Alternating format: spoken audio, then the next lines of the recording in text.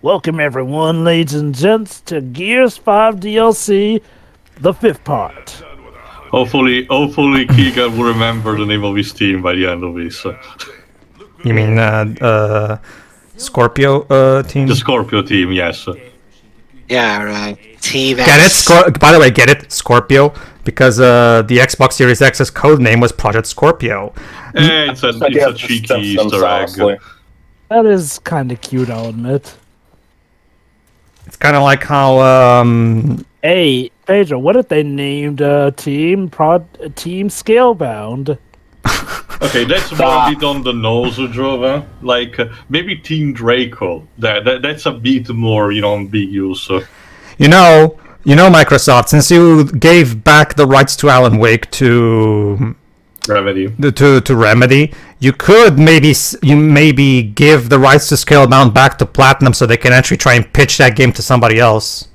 Just saying. Here's what they're going to do. They're going to try to take that Scalebound IP and give it to another company so they can make a new one. See, and make it a multiplayer focused game. Yeah, I mean, we have to lose this shit on Twitter.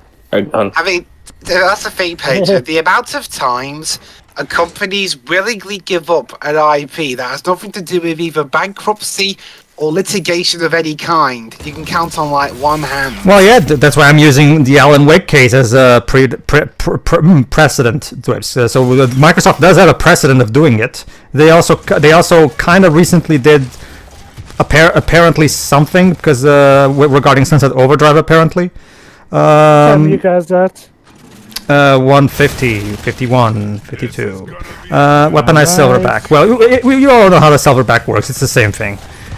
Yeah, I'm paused at 216. Okay, hold on a bit. Don't worry, you're not missing anything. Yeah. They're just walking. Shooting. Well, it's Gears of War. That's kind of the whole point. Anyway, click. Go ahead. There we go. Also, that's a bit reductive. It's like saying Mega Man is just jumping and shooting. Exactly. I mean, you can. No. You see, Mega Man's also sliding and pausing to swap weapons. That's the thing that sliding is only for a couple of chapters. It's not a staple of the series. You can literally take anything and just sum it up with a couple words and make it sound overly simplistic, but it's not that simple. If I recall correctly, I think there was a game about describing stuff in. There's only 4 out of the 11 games that you can't slide in. I mean, to be fair though, some of those games were more quote-unquote modern games, and by that I mean some of the more recent 9 and 10. Take a look at the first 2 games. Take a look at the original Star Wars movie, Dej. When you can basically boil down that movie to a young protagonist goes on a hero's journey to save a princess and defeat the evil emperor. Like, that sounds incredibly cliche. Falls in love with said princess, which turns out to be his sister, and he made out of her in the sequel. Well, yeah, but I'm talking about New Hope specifically. But yeah, from the evil Darth Vader, blah blah blah. But again, it's not, obviously when I sum it up like this, it doesn't sound all that interesting, does it? But again, it's not what you do; it's how you do it. So. Yeah, true that. I mean, yeah, that's like, you can sum up a lot of other things like that. Like you can sum up The Godfather, people arguing. Anyway, but look, seriously though, Expendables is technically a very dumb but, potential concept here. And yet, the first 2 movies are some of the greatest bouts of theater we have seen to mankind. Yeah, it's the same thing with. I don't believe you. Same thing with Dragon Quest XI.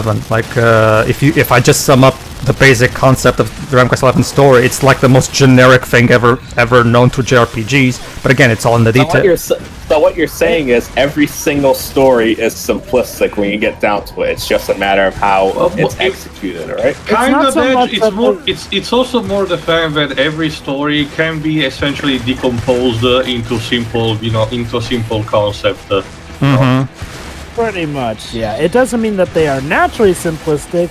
It just means that you can simplify them. Like, actually, technically, to be technical, that's that's technically the goal of a summarization or synopsis, is to, you know, simplify a story in enough so that you can pretty much take it in a more bite-sized variant as opposed to watching or reading an entire thing. Exactly.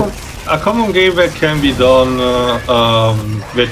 usually on the internet, which is in itself an evolution of something that people have been doing ever since entertainment had existed, especially as we know it, is essentially describe your favorite insert thing here, but in using the least amount of word possible, and for hard mode, describe it in a negative way. Pretty much. A similar like let me take you for this example. Take a more last conventional example, Clockwork Orange, which is one of my all-time favorite, my second favorite movie. That movie, when I can boil it down to a bunch of British delinquents killing and raping people. However, when you actually watch it, but when you actually watch that movie, it's not about that at all. It's about the implications and about the thematic points that the game makes. The movie makes about what is ethical in the fight against evil. It's all about it's all about the context and subtext that involves. Yeah, go ahead. And technically, you can go by just the results of a story. Like, I'll do you one amazing. WandaVision and Falcon and Winter Soldier, both are shows about Wanda and Sam getting new costumes. Boom. I was gonna say existential crisis. Well, again, well, technically, they get new costumes out of the deal, and that is what they'll look like now. Boom. That is technically. They need to sell more toys. This logic, of course. Sorry. Go ahead. Basically, it's a summarization because technically, that is what the shows in the end accomplish. It doesn't necessarily take into account everything, but it does take into what you could consider the main thing of it, because. Yeah, when you boil down to it, you could argue that they were essentially glorified excuses to have them in much more comic-accurate costumes. This also, of course, awesome. I've said this before, but this also, of course, applies to the original Gears of War trilogy, where when you get right down to it, those plots are basically, there's an evil monster trying to kill people, go kill. Fast and Furious, essentially family driving cars. It's not about the premise necessarily, it's more about the characters, how they're written, like what kind of themes do they insert while the story's going. Like it's all about the nuance that makes a story memorable, not necessarily the premise itself. I'm really glad that we were able to kill off 6 minutes on this tangent. Well, I mean, it is an interesting topic to talk about, and well, to bring it back to the game, though, that is one thing that, again, the story of this DLC has done much better than the stories of Gears 4, 5, and Judgment. Because, I mean, those are really, when you get down to it, glorified padding. 80234. You know what's the interesting thing about that, Jova? I actually think the premise itself of Judgment... 813. And click. Nah. Anyway, that's the interesting thing, Joe. But I actually think the premise of Judgment is one of its primary weaknesses, because the premise is just such a dumb, stupid idea, like we've talked about in the commentary. Is this counting or negating the fact that the trial really has no reason to be going on for this long, or is this talking about the premise of the trial itself?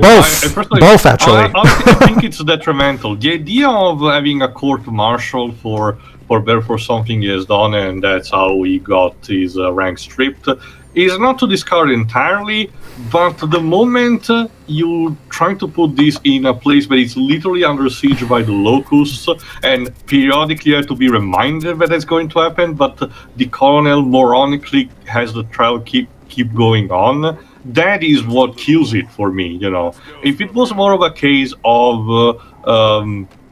the trial was held in an actual one of the human settlement. Remember, it was before the events of Gears 1, so there were still some human settlement that had not been, under siege by the locusts. So they could have easily had a trial there, but...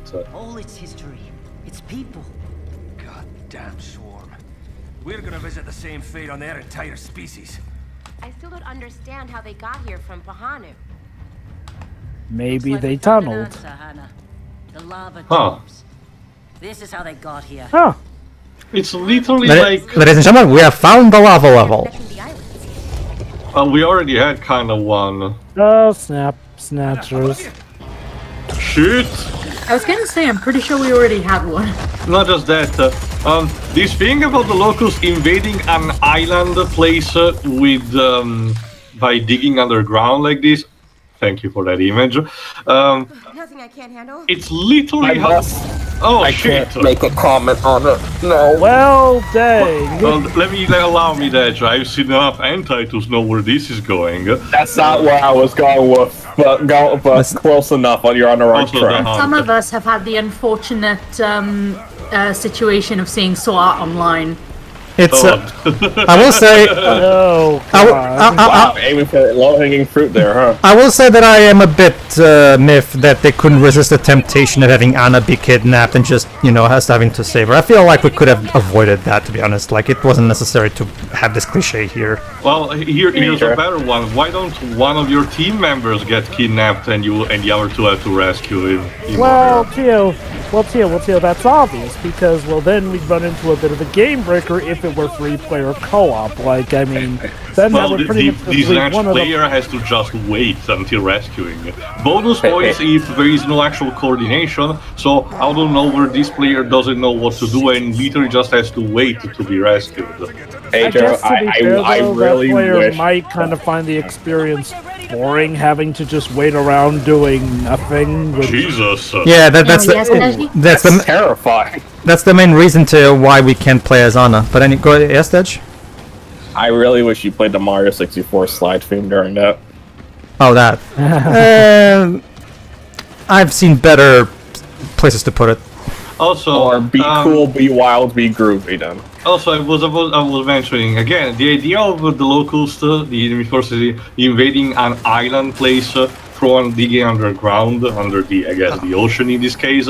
It's the same thought process, but at the Chimera invading the UK at the beginning of Resistance.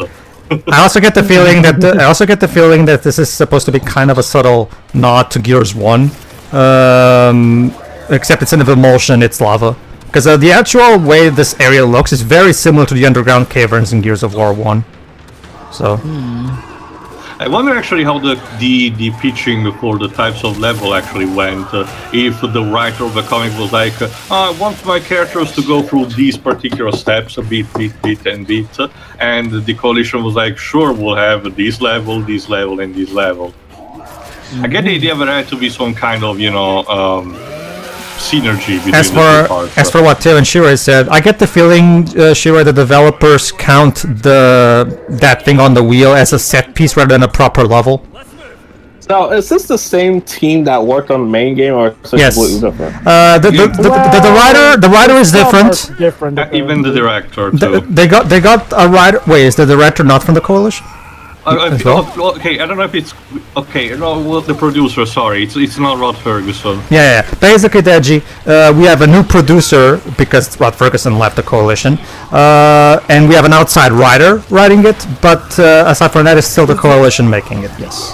Are we sure that it's not a different director? Well, it's a different director. It's a different director from the main campaign. Yes, Jova. But I'm assuming she's still from the coalition, the director at coalition. Well, again, maybe it's more because of the writer, but again, directing-wise, she seems to know what, people were wanting from Gears more than whoever directed the main campaign of Gears 5. Well, yeah, unlike Rod. Actually, there you go. I guess she's just better than Rod. I was about to mention, Zoe was apparently the campaign producer on Gears 4. I guess she learned her lesson and improved then. Or maybe she's a better director than she's a producer, I don't know. Because the campaign in Gears 4 is boring. Hell yeah. Boring and lame. Boring. It's boring gameplay-wise, and it's boring. Well, it had to be a collective effort because, again, she was just the campaign producer. The actual created main producer, but listed for Gears 4, is called Walter de Torres. Oh, I get that. But if she's the campaign producer, then she's responsible specifically for the campaign, at least in some part. So that's why I'm accountable to. Again, maybe she learned her lesson from that. Sure. Because, again, this campaign is much better. I'm not gonna act like it's absolute cream of the corn because it does have some weak points still. And again, maybe some of this is just the relief of seeing something that feels like Gears after so long. But I legit do think that this DLC is still good. Better than the main game by far. Sure. I still personally hold the Delta Squad as the cream of the crop when it comes to. They definitely are. Like I said, I'm not gonna act like this is cream of the crop, absolutely, because one, it's still a DLC, so it's a fragment of the game as a whole, and two, there's no guarantee that this will be built off of more for Gears 6. That being said, it does overall feel like something that Gears 6 should build off on, though. Unfortunately, Jova, they at this point, it's pretty much a given that we are gonna get the proper conclusion of the Kate storyline. So, yeah. Well, I don't think any confirmation, Joe. I mean, they bothered to end the main campaign on a cliffhanger. I mean, I'm pretty sure they're going to conclude it. I mean, do you know what would be the most hilarious thing, though? What if they open up the game with Kate dying? Yeah. Honestly, if Kate dies, I will just be like, meh. We're just gonna go through Citizen. We're gonna go Citizen Kane style thing. We start at the end, and then a character has to trace back what happened for the characters to arrive at a point. Here's a possible potential sneak peek for our eventual Gear 6 playthrough if that's what happens. I will turn to the other guys and use one of my running gags here. Guys, is it inappropriate if I start singing "Ding Dong, the Witch is Dead"? Like, also, these Snatcher kinda sucked, considering he didn't manage to hold onto Hana during a fall. I'm guessing this Snatcher is weakened or maybe old, I don't know. Guess that the job. Oh, sorry. Honestly, though, Kate dying would just be so formulaic at this point, because, hey, since JD can potentially die in Gears 5 because people didn't like him as a protagonist, imagine if, now it's Kate's turn to die because people didn't really latch on to her as a protagonist, and then, oh god, can you imagine if suddenly they defaulted to Del being the main hero? Because it turns out that his great-grandfather was secretly one of the scientists working on the project at the time, but he realized that it was wrong, so he broke away from it, and now it's up to Del to finish what his great-grandfather started and put an end to the Locusts. That is nice, Jova, but what if players chose Del as the one who dies? Oh, that's well, simple. Sucks to be them. Okay, here's what they'll do in that case, Tio. They'll basically go like, oh no, actually it was... Okay, they'll either go, no, it's canonical that JD died, or, again, they'll probably just have some mystical rejuvenation thing, or clone him into a new body that can essentially have all his memories and all that. It's not too far-fetched. Oh, hold on, wait until the end of his dialogue. They wanted to change me too, Keegan. It's okay. Oh, whoa, are we about to see a return of people being turned into locusts from Gears 4? Flagon! Conveniente there was a hole there. No, we are not. Yeah. Anyway, no, we are not, Job, and that's one of the things that that really makes me wish this was a full-blown game rather than a DLC, because some aspects do feel rushed. Like they bring up that, but they don't really cap on it. Yes, too. I was about to mention, it might be also something similar to that, because there was, it's pretty much clear that Microsoft has a way of tracking down how many players did a particular choice, like this one, because companies tend to have that even if you don't display it officially, like saying a game like Catherine, for example. Because, hold on, when making Infamous Second Son, Sucker Punch did explicitly mention that they wanted to take into account the choice that the players did, because narrative-wise, in order for everything to continue, it would have made more sense to choose as a canonical choice the bad karma side of the ending of Infamous 2. Which, if you really have a no-spoiler version, allows superhumans to stay on the planet, basically. However, apparently not many people decided to choose the evil karma ending. So Sucker Punch was kind of an impasse. So they essentially had to force a pastiche, combining both the good and the bad karma into a sort of a cohesive timeline, which is a bit of a cop-out, but I get the idea that they had not much of another choice. So I get the idea of a possibility like this for Gear 6 might be a failure. Possibly. Okay. With how the pattern that the Coalition has been handling who's the main protagonist, I will not be surprised if they kill off Kate or just decide, oh, she's not the main character anymore, because, let's be honest, her story has not really been gripping. Even with them essentially trying to force her into the main protagonist role here, it doesn't feel personal against her, because as far as it goes, she doesn't seem to have any reaction to the fact that her mother's corpse is essentially being paraded around as, like, she cares more about the fact that her friends got killed, essentially, which, you know, good for her. Oh, rescue snatcher. But it really does go on to the fact that it doesn't feel personal enough for Kate to be the designated main hero. Yeah. Like, anyone could just as much be the main hero because they all have much to be against. However, it's cool that Kate is, what the hell? I'm sorry. Yeah, it's something... It is cool. Kate being a central character, not the main character, is cool. It's like, oh, okay, she's related to the Locust Queen. That's fine. Like, she can have her own mini arc to deal with that. And the problem is how it was executed and handled was pretty bad. Exactly. Like I said, they had all the... Wait, hold on. Especially with Pedro, who's been with this series since, what, the beginning? Yes. And he feels nothing. Most of us are just outsiders, and we really do not care. I've kind of been around since the beginning as well. I haven't necessarily played the games, but I have looked into their stories. I have read some of the comics here and there, so I do get where this was all coming from. Help that Pedro showed us full commentaries of it. Also, it's like let me just... though. No, go on. Sorry. Let me just give Shira, like, Shira, you wanted to say something earlier? Yeah. Go on. Honestly, Kate is so inoffensive. They could kill her off, and even I wouldn't care. And not even that. About what said, it wouldn't be overkill. Probably, I just wouldn't waste that song on it. No, I know. It's just that I like singing it. Jova. I'd rather save that song for somebody better. Sure. Or maybe worse, probably. Jova, I'm curious. In that hypothetical scenario that you built upon the whole, you know, Del being the protagonist thing, where does Faz fit into that whole plan? Oh, well, as far as we know, Faz may just be here, or maybe they'll bring Faz So Faz is the new Del, basically. Or better yet, where they make Faz the new uncle, they bring him back just so that he can die and give us more motivation to hunt down the bad guy. How about making Faz the new playable, the main character? I'll admit, Faz would be even more out of place. Like, at least Del's been around since the... Well, you know what? Honestly, I wouldn't be surprised if they did resort to that. It's funny because back in the day there was this...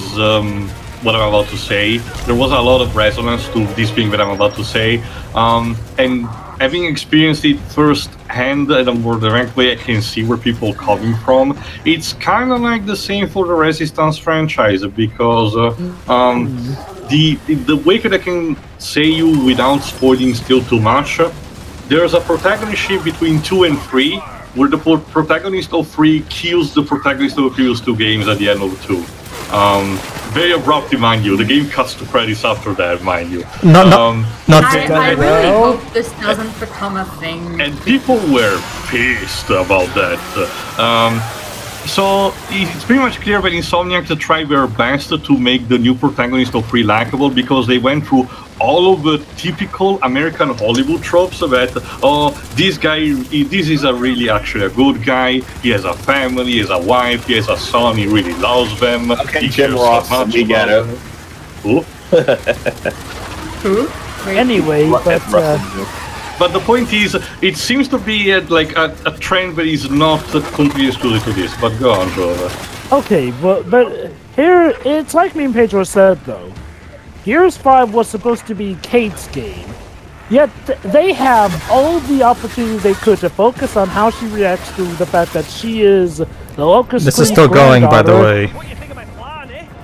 Yeah, and she does jack squat with it. Sure, yeah. Oh, sure, yeah. She wants to sever a connection, but there's never any reflection from her about the fact that she is literally continuing the lineage of one of the most diabolical people in this world's thing. Like, it's like if Luke went, well, I'm Vader's son. Oh, well.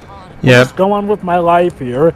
As opposed to the fallout he had. Like, hell, even Rey, for as much I don't like Rise of Skywalker, even Rey had more fallout with the fact that she was Palpatine's granddaughter. Like, again, I ask, what was the point of this if you weren't going to have Kate respond properly? No. Like, I would have been interested to see how she took it, but she never does. And if they didn't focus on it here, I have no reason to believe that they'll focus on it in Gear 6. You know what, speaking of Gear 6, honestly, since we talk about them replacing it with new protagonists, again, I wouldn't be surprised if they react to the positive reception that this cast gets and just have them replace the main cast from the... But here's the thing, has anyone played this now? Shit! Well, yeah, people have, hence the positive reception. Yeah, this actually was well received among Gears fans for the campaign specifically. But because it's like no one we've talked about Gears 5. It's like, man, anyone know this game came out? That it kind of felt like. What the hell is that thing? Yeah. It was also mentioned throughout the run though that enough people were playing it for the Xbox listing thing. Yeah. The problem is that it recently dropped to 40, as Teo checked. But the thing is, it's still there though. Oh, it's still there. Yeah. It's still there. It's just that remember, Shiro, this franchise used to be one of Microsoft's star franchises. You know. Pillar. Up there with Halo. So it does. So it is kind of telling that it's not one of the most played games on the multiplayer To be specifically. fair, it's something that's consistent across the line. Microsoft nowadays doesn't really have anymore a strong, set of pillars like we just mentioned. Yeah. So it seems to be. GTA. Maybe it's why they haven't announced a new major IP since Sea of Thieves, I guess. What are you talking about, Pedro? Halo Infinite is going to be... No, don't worry. Also grounded, technically. Aren't they still adding more to Sea of Thieves? Yeah, they are. That's the thing, Teo. I'm sorry to tell you. I'm sorry to tell you, but Grounded came out. Nobody cared about it in the game. Just kind of farted off. UMP, not one that people care about. Sure. Well, let me rephrase that too. Wait, before you go. I just want to say, the day they stopped adding content to Sea of Thieves is the day Ubisoft releases Skull and Bones. Yeah. Let me just say, before we finish this, let me just say one thing. Yeah, well, combining the lava set piece with this particular lava level that went on for longer than it needed to, you can start to see that the developers were starting to really stretch and pad out the DLC to make it worth the price point, because this is both the lava set piece for the previous part and now this did go on for quite a while and longer than they needed to. It does feel a bit like they're stretching it to make it worth. It was $20, right? I don't know. It was Steam between 15 and 20. Drover. See you, everybody. Yeah. Yeah.